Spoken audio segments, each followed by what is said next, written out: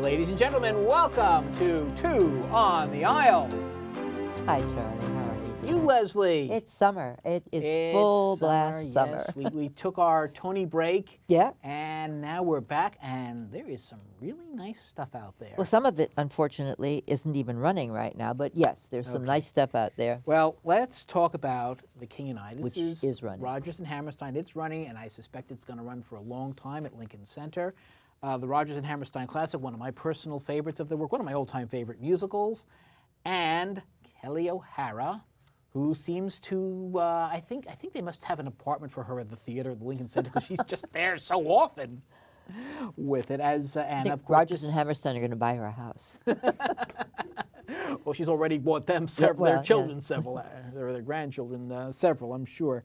Anyway, this is, of course, the story of Anna Leon Owens, who comes to Siam to be the teacher of the king, to the children of the King of Siam. Songs like "Getting to Know You," "When I Whistle a Happy Tune," "Is a Puzzlement," and this is an incredible production. You notice this right off, because you come in and you see there's an orchestra in the pit. It's actually in the theater. It's not in across the street. That's wonderful. The score sounds incredible. Kelly O'Hara, who won a Tony for this, has never been better, and that is saying something. Plus you have, hold on. We have Ken Watanabe, who is Watanabe. Now that gets to be the problem. That's well, we what didn't makes say this there was show a problem. It's more of a puzzlement, I think. Is why he was chosen, and you look at him and you go, he looks like a king should look. And he conveys the and then he opens his mouth. Yes, that's the problem. He definitely conveys the anguish and the puzzlement, the conflict that this king is going through. You know, he knows the old traditions, but he is trying to modernize his country. In he fact, thinks he is a modern man. And he thinks he is an intellectual, and he thinks he is a scientist, and all the things because he's read Western literature, or as much of it as he can. And the interesting thing, in real life, this king was an intellectual, and he was an astronomer. Excuse me. He correctly predicted an eclipse in Siam. And interestingly, you know, they show when the prime minister, the Krahalami, comes to meet Anna and her son, he's not wearing a shirt.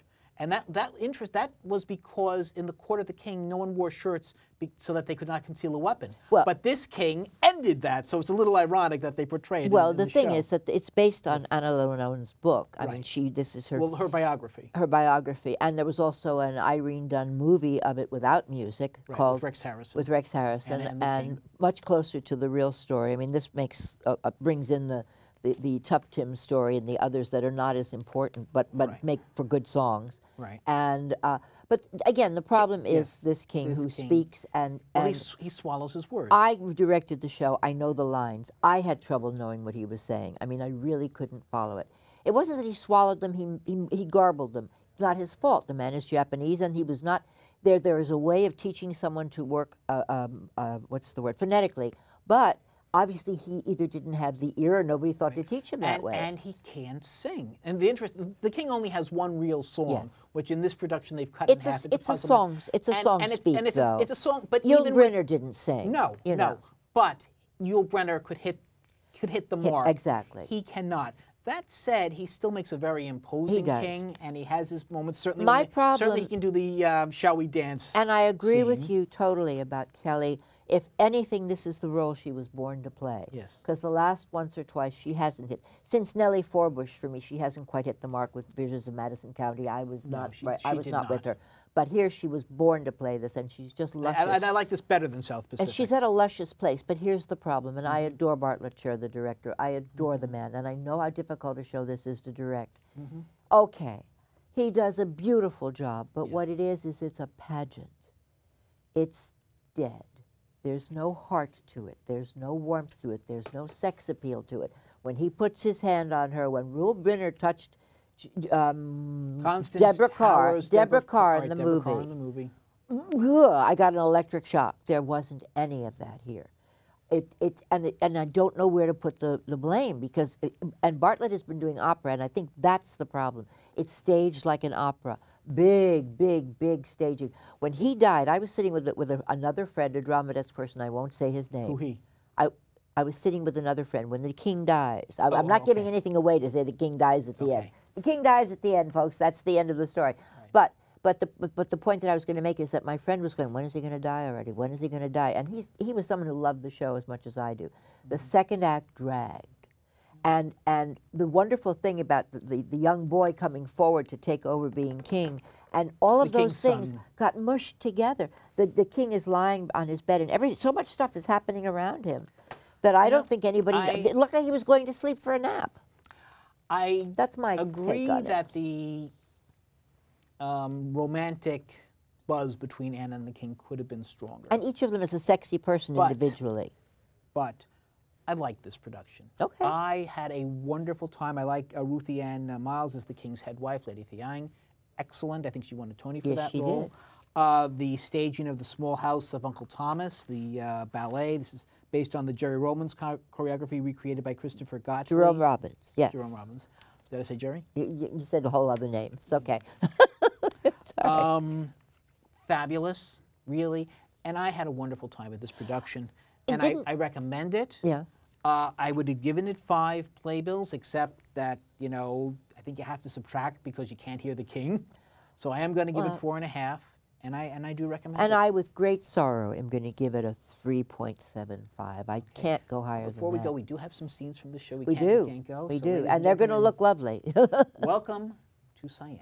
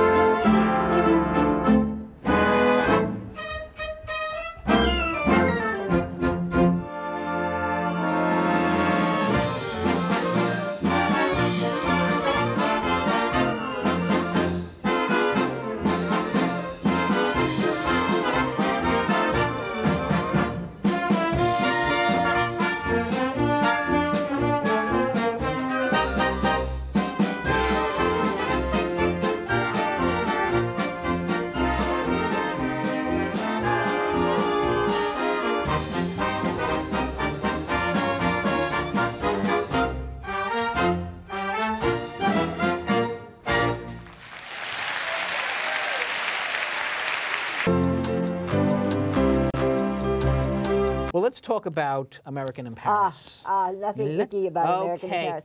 American in Paris, my dears, is to be seen, to be enjoyed, to be savored, and perhaps to be seen a second time. This play has won 12 Drama Desk nominations. I'm not sure how many Tonys it got. We'll have to check that later. The writer, the leading man, the leading lady, the director, choreographer, and it is a brilliant adaptation of the movie, which a lot of people haven't seen. I was very surprised, Charlie, that there were so many people who did not know the movie.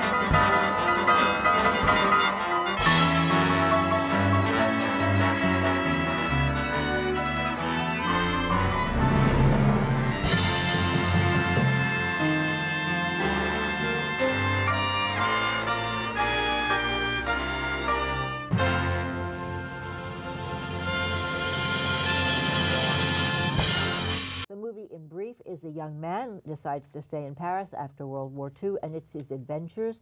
He's an artist. A lot of things he draws. He's played by Gene Kelly in the movie. A lot of things he draws, and they come to life, and they're, and it's all done to Gershwin's American in Paris suite. So it's wonderful balletic movements, and then he gets the girl at the end, who's played by Leslie Caron, and she's a ballet star. And there's a couple. There's a singer, French singer, and an American pianist, yes, who was played by Oscar Levant in the movies. Right. Anyway, as a matter of fact, Brandon Urwitz, who plays the character, says, it's at one point he says, "Yes, I'm Oscar Levant." Yes, I'm Oscar Levant. They make a reference. Well, to that. they have made a lot of changes. Well, they've made, but all to the good. The changes Really? that they've made, I have never seen a play of this kind that's adapted from a movie that makes it better than a perfect movie was. And the way they did that was to add all of what was going on in World War II. The people who the pianist we just talked about is Jewish. The girl is Jewish. They talk about what happened to the Jews. The boy's parents hid the girl, but they're ashamed of it because she was Jewish. Well, no. Oh, yes. They hid her. They're not ashamed of her. They're letting her son marry her. They're ashamed of having done it, and they're ashamed of what their people did, what the French did to the Jews. They're not ashamed. They're not ashamed of having hidden her. Okay. That. Well, the interesting thing is, plot-wise, their son, played very nicely by Max von Essen. He's a singer. Job. They want him in the family business, but he wants to sing, and he may or may not be gay, which is a plot device that worked very nicely in Sideshow, but doesn't really work. And they never actually say. It's not in the movie at all. This is an addition. It's an addition. Play. And here's I really did not enjoy the play as much as you did. Gene Kelly, one of the most charismatic performers ever. Leslie Caron. Very charismatic. This young lady looked like Leslie Caron. She did. She was delightful. But and listen, Robert Fairchild, who plays the Gene Kelly role, Leon Cope, I think it is. Yes, that's her name. These are ballet dancers, and who sing very well. And that worked very nicely with On the Town, where they had a ballet dancer playing one of the lead roles. But neither of them have a Broadway stage presence. So you have three guys going after Leon Cope, and you wonder, what is it about her? There's nothing about this woman that makes me think, why are all these guys just so desperate for her? I believe American in Paris was Leslie Caron's first movie, and she was a ballet dancer, and they ripped her apart in some of the reviews. I went back and looked. They didn't like her.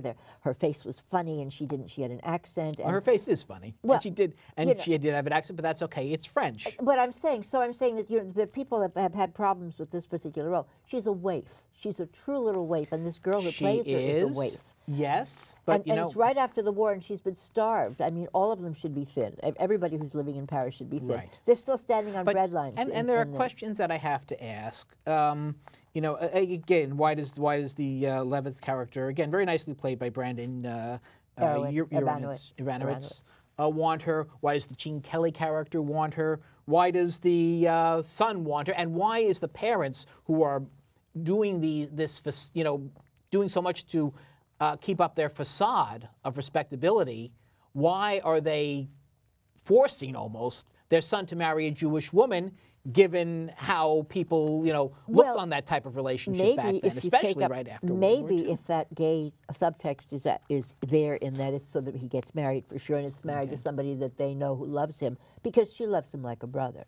Right. She's basically grown up with him, and so she knows and loves They're him. very vague on it. Yeah, but they don't need to be any more specific, I don't think. I felt they did. Anyway, the music blows you out of the theater. I never realized how many I Got songs the Gershwins wrote. There was I Got Rhythm, I Got Jiggly Legs, or whatever it is. I got this. I just really did not enjoy this. I like the dancing. When they're dancing, when they did American in Paris, that worked beautifully. Fidgety Feet, excuse me. Yes, you are in the minority, and it's up for umpteen thousand, awards. And I don't understand why. What I would give this maybe 2.5 playbills. Okay, what I think is interesting, it's up against On the Town, and the two best revivals are, shows that are. It's actually a new Broadway show. You know what? It was never a Broadway On the show. Town does it better. If you say so. The projections on this are phenomenal. Anyway, how many would I give it? Because we're rushing now. How many would I give it? I would give it 5. Really? Five. I've done that once before. Oh, Five. my goodness. You bet. All right. Well, while this was going on, in the arts section, something rotten was happening. And ironically, about 40 years ago, I stepped into the St. James Theater, picked up a playbill for On the 20th Century, and there was an article about how to produce a musical and what it costs. And the musical was called Something Rotten based on Hamlet. Okay.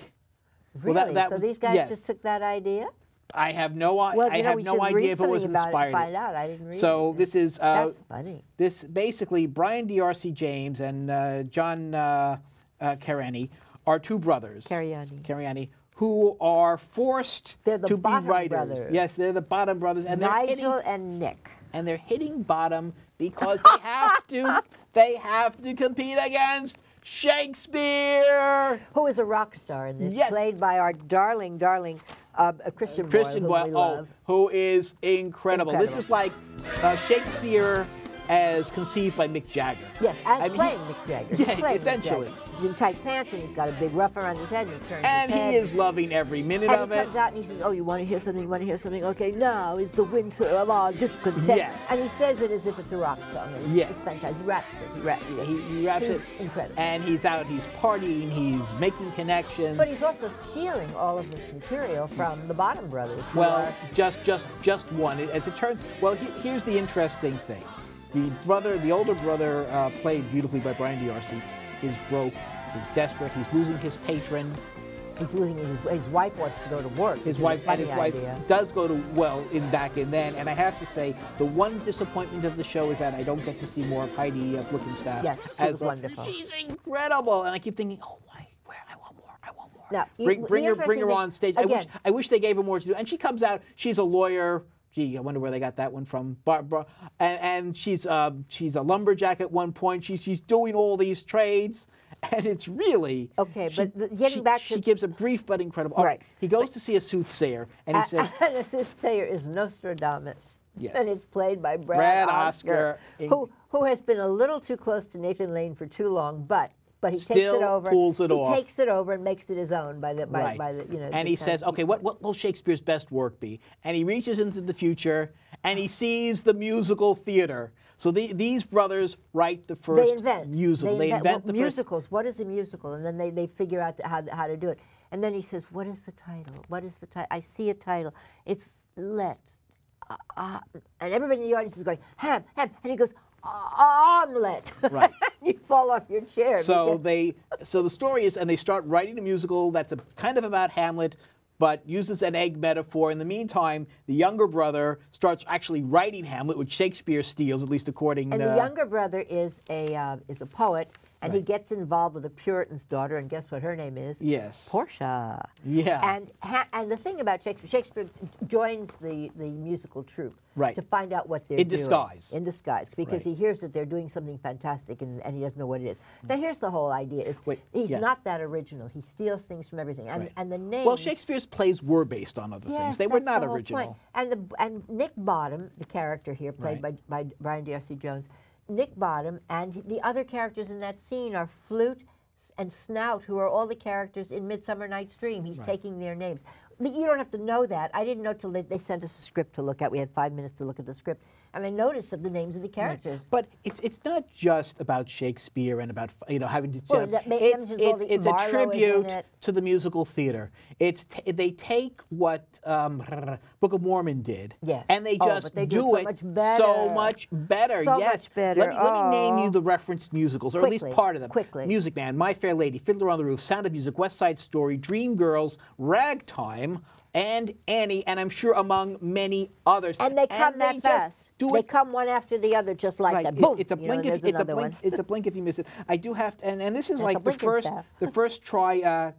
Carrie Kirkpatrick and John O'Farrell did the book. Wayne Kirkpatrick and Carrie Kirkpatrick did the score. They're all It's beautiful. I can't wait for the album to come out. Casey and Nick Law, the director and choreographer, put it all together so beautifully. And Kate Renders as Portia. Yes. It's like the role of Christian Chenoweth will be. Yes, will be played by somebody be up Yeah, for a change, but same exact kind of man. Absolutely, I agree with you. She could be Christian. She could go into On the 20th Century or do any of Kristen Chenoweth's roles. Yes, I mean, little she is ditzy channeling. Blonde, little ditzy blonde. Yeah, I mean, you mentioned something going very quickly. Casey Nicola did this, and in Christopher Wheeldon also did all the choreography and direction. This is something new that's happening. I'm a member of SDC, and the Society of Stage Directors and choreographers are growing into directors. well, that's nothing new. No, it is new. I mean, you used to have a separation. It was rare that Jerome Robbins did not direct. He did the choreography. No, he directed. What did he direct? Fiddler.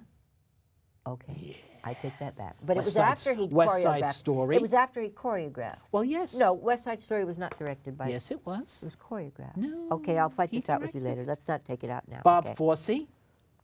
Yes, definitely. Pippin?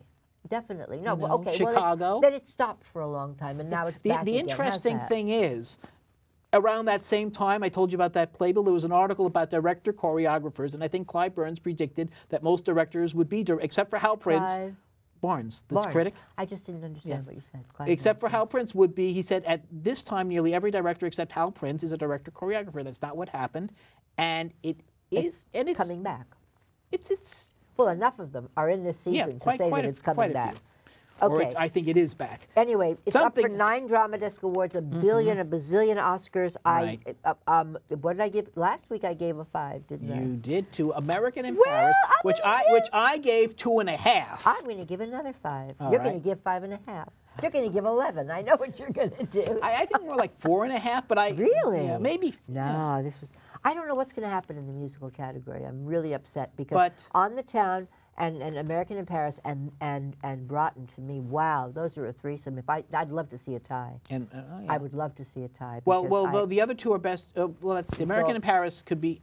Is American no, American it's in not Paris? a revival. It was never Right, new, but On the new Town musical. is. Oh, I see. So they won't be up for the same Oscars. No, You're right. no, for the same Okay, Tonys. For the same The Tonys. Oscars is. Thank you, Tonys. that Oh, other yes, it is. That gold little statue, right? Yes. So, All right, but all in all, see it. All right, and this is Finding Neverland. Guess what it's about? duh, I don't know. All right, well, it's based on the movie. Probably everybody knows that it is produced by a guy named Weinstein. Harvey. Yeah. Kelsey Grammer is in it. Matthew Morrison is in it. And the one thing that I took from this show is that they should have had Kelsey Grammer playing Captain Hook for this Peter Pan instead of Christopher Walken. I thought Christopher Walken would be great, but yeah, after for the seeing, musical, the television version, yes, you mean? Yeah, you know, okay. and had he been awake for it, he would have been. But Kelsey Yeah. Grammer is wonderful. This is about Matthew Morrison plays the creator of Peter Pan. And like the Bottom Brothers, he's in a bit of a rut, writing-wise. This is J.M. Barrie, of course. And Kelsey Grammer is his producer, and he's a successful playwright, but he's in a slump. And Grammer's waiting for his next work. And he chances upon a widow and her children, and he becomes involved with them. And that inspires him to write Peter Pan. Okay. And That's it. That's really well, all- that's it. that's His it. connection yes. to the children. And frankly, I went back. It just so happened that they were playing Finding Neverland for 3 days straight on some channel or other that I went Right. by. So I watched it, and I got so caught up in the movie. And it's Johnny Depp. Johnny Depp playing the J.M. Barrie character as a broken man who doesn't really have a home life of any kind, although he's married, and he finds this lovely lush. Played by Laura Michelle Kelly. in the play. I don't know who did it. In the movie, it was. I have not seen the movie. In the movie, it was the woman from. I can't think of her name from Titanic. Oh, her. Her. Okay, you know Yes. who I mean. Oh, Yes. she'd get me for that. She's living in my neighborhood. Anyway, so they were just so extraordinary, and you got close-ups of faces and whatnot. Here, everything looked ricky-ticky to me. Some parts worked ricky-ticky. It was fine, like when they turned over a table and got underneath it and pretended it was a this and a that. That was nice. That was lovely childhood. And then they went into the second act. Then they went into Peter Pan itself. I missed the real connection to the children, and I missed the real connection to the woman, and I missed the real J.M. Barrie. I kept seeing the guy from Glee. I didn't see With an accent. with an accent, and I didn't think it was a particularly good accent. He kept going away. I noticed that also. I really am sorry. I wanted but- to like it, and I agree with you about Kelsey Grammer.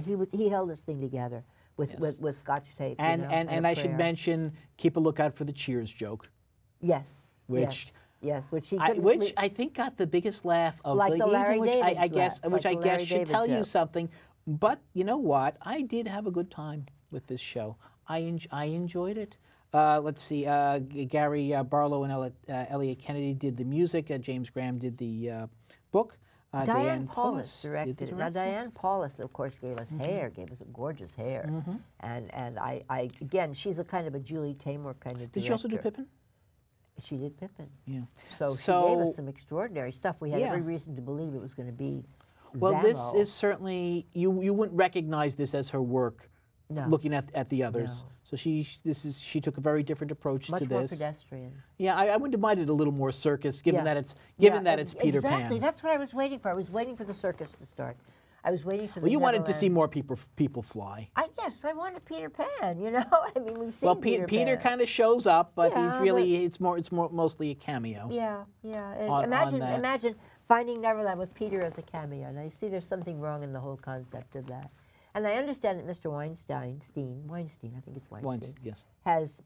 has had a hand on this completely. So we may not. This have is to his Broadway blame, debut. But we may not have to blame Miss Paulus for this. We may have Right. to just say that Well, she I'm was. not- He went through 2 other directors. I'm not who I'm shall not remain necessarily nameless. saying that I didn't like the show. I did enjoy it. Well, what would you All right, give I it? had fun. I would give it 3.25.